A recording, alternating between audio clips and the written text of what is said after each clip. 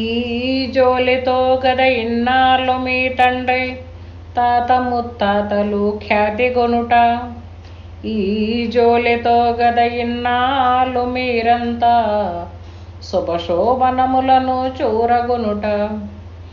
ఈ జోలితో గద ఇన్నాళ్ళు మీరైనా భూసురత్తములచే పొగడబడుట. ఈ జోలితో గద ఇకనైన మీరలా బ్రతికినన్ని దినాలు మెతుకు తినుట. గాన ఈ జోలి మంచిదే మానకయ్యా, భిక్షమే బ్రాహ్మణ కులానికి అక్షయమగు. భాగవత వంశ భవ కృష్ణ యోగి రాజా, దేవి శారద మామక దేశికేంద్ర. జై నిజ గురుభ్యో నమః. జై అమలాంబ సమేత అనుభవానంద రాజయోగీంద్ర ప్రభుస్వాముల వారి దివ్య చరణారవిందములకు ద్వాదశి వందనములు సమర్పించుకుంటూ శ్రీమద్భాగవత కృష్ణ దేశిక స్వాముల వారి స్తోత్రం శ్రీమతి తల్లావర్జుల జాలమాంబ గారిచే భక్తిపూర్వకముగా చేయబడిన శీర్షపద్యముల యందు ఈరోజు మనం 6వ పద్యాన్ని ముచ్చటించుకుంటూ ఉన్నాం. జాలమాంబ గారు తమ గురుదేవుల గూర్చి క్రితం పద్యంలో అంటే 5వ పద్యంలో ఒక మాట ఉన్నది. భిక్షమెత్తగబూ నిరిబిడియమేలాని. అయ్యా, మీరు ఆ భిక్షను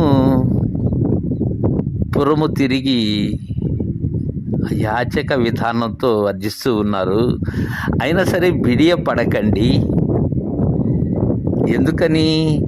అందరి యొక్క వారి వారి పాపములను సంగ్రహించి పాపరహితమైనటువంటి దానిని అందచేసేటువంటి విధానం మీది. అయినా స్వామి, ఒక విషయం చెప్తానయ్యా గురుదేవా, ఇది అక్షయమైనటువంటిదయ్యా. మీ బ్రాహ్మణ వంశమునకు అక్షయమైనటువంటిది ఈ భిక్ష. ఎలా అంటే గురుదేవా, నేను తెలియచేశాను కదయ్యా, బ్రహ్మాచరణము ఏదైతే ఉన్నదో అదే భిక్ష. గురుదేవుని ఆశ్రయించి గురువు ద్వారా ఏదైతే గ్రహిస్తూ ఉన్నామో అది అందుకొని గ్రహించిన దానిని వీడి ఉండటమే భిక్ష. అయినా ఓ కృష్ణ ప్రభు దేశికేంద్ర, ఈ జోలెతో గదా అయ్యా, దీనితోనేనయ్యా ఇన్నాళ్ళు మీ తండ్రి తాత ముత్తాతలు ఖ్యాతి గొనుట. ఇది సామాన్యమైనటువంటి జోలె కాదయ్యా. మీ పూర్వీకులైనటువంటి వారు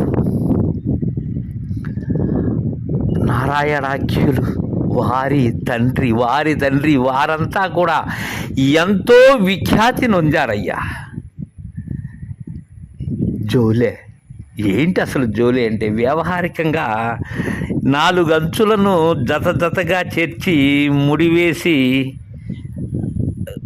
కుట్టి దానిని చంకకు వ్రేలాడ వేసుకునేటువంటి సంచెను జోలే అంటారు.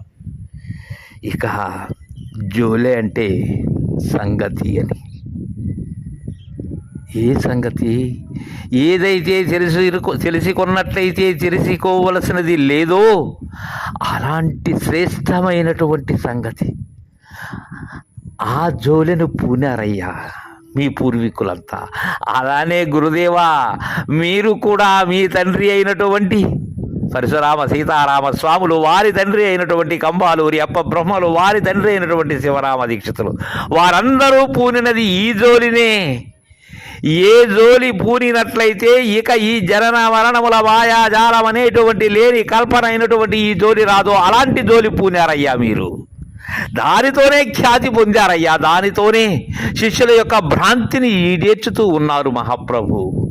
గురుదేవా, ఇంకా ఈ జోలెతో గదా ఇన్నాళ్ళు మీరంతా శుభ శోభనములను చూరగొనుట. ఇప్పటి వరకు కూడా నా దరికి మీరు వచ్చేంత వరకు మీకు అందినటువంటి ఆ శుభములు ఏవైతే ఉన్నావో, మంగళకరమై మానవ జన్మకు వలయునటువంటివి ఏవైతే ఉన్నావో, అలాంటి సుందరమైనటువంటివన్నీ కూడా వాటిని పొందారయ్యా మీరు. మీ తండ్రి తాత ముత్తాతలు కూడా అలాంటి జోలెను పూనారయ్యా వాళ్ళు. ఏమి జోలి ఉన్నది వారందరికీ? మీ ముందుటి వారికి ఈ శుశ్రూష, శ్రవణం, గ్రహించే విధానం, ధారణ, ఊహ, అపోహ, అర్ధ విజ్ఞానం, తత్వ విజ్ఞానం అనబడేటువంటి దానిని పూరి చెరించారయ్యా వాళ్ళు. అలానే ఎన్నాళ్ల వరకు కూడా మీరందరూ కూడా గృహస్థ ధర్మములైనటువంటి వాటిని చక్కగా ఆచరించి నిదుగురు దాన్ని చేరి పొందవలసిన దానిని పొంది ఉన్నారయ్యా. భ్రాంతిరహిత స్థితిలో అశరీరులై ఉన్నారు గురుదేవా.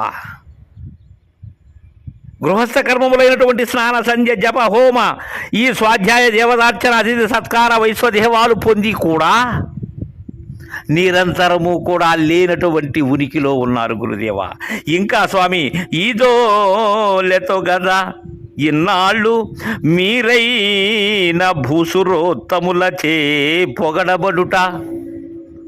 మీ విషయాన్నే తీసుకున్నట్లయితే భూసురులైనటువంటి వారు ఎందరో, ఈ సిద్ధాంత సాంప్రదాయకులైనటువంటి వారు ఎందరో నేటికి, ఆనాటికి, ఏనాటికి కూడా భాగవత కృష్ణప్రభు దేశికేంద్రుల వారి శక్తిద్వయ నిరాశకంబుకు శుద్ధని కూడా తత్వ కందార్థములను జపిస్తూ ఉన్నారయ్యా.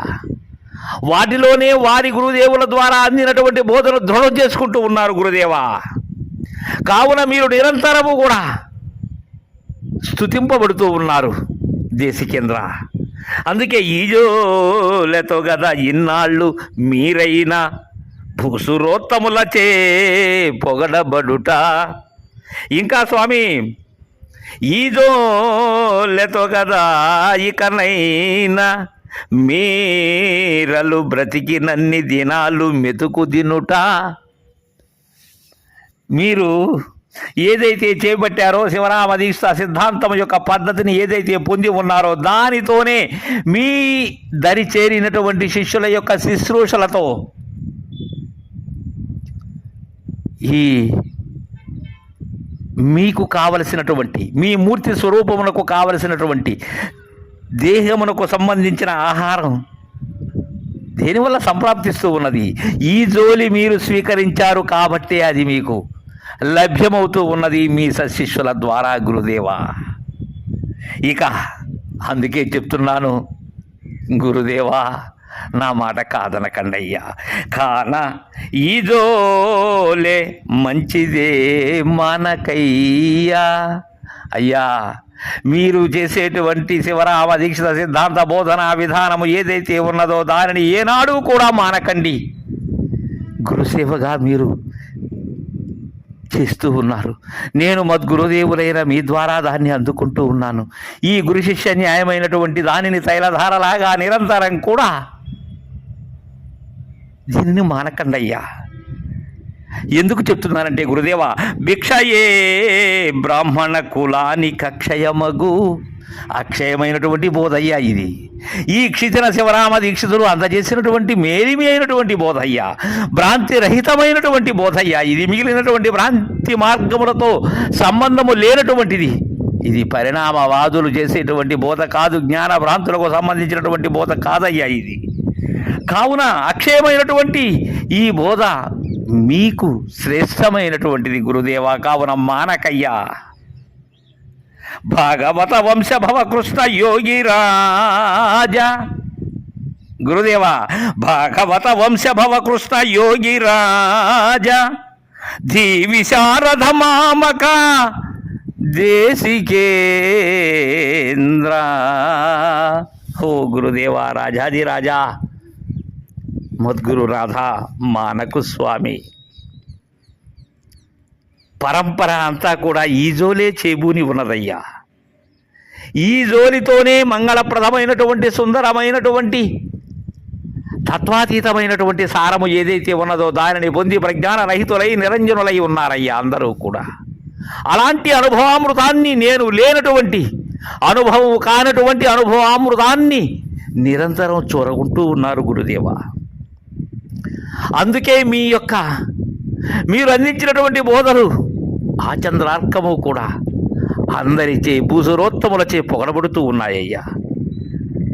మీరు ఇప్పటి వరకు మీకు కావలసినవన్నీ కూడా లభ్యమవుతూ ఉన్నవి ఈ బోధ ద్వారానే అని జాలమాంబ గారు గురుదేవుని స్తోత్రం చేస్తూ ఉన్నారు. తర్వాయి పద్యాన్ని రేపు ముచ్చటించుకుందాం. జై గురుదేవా.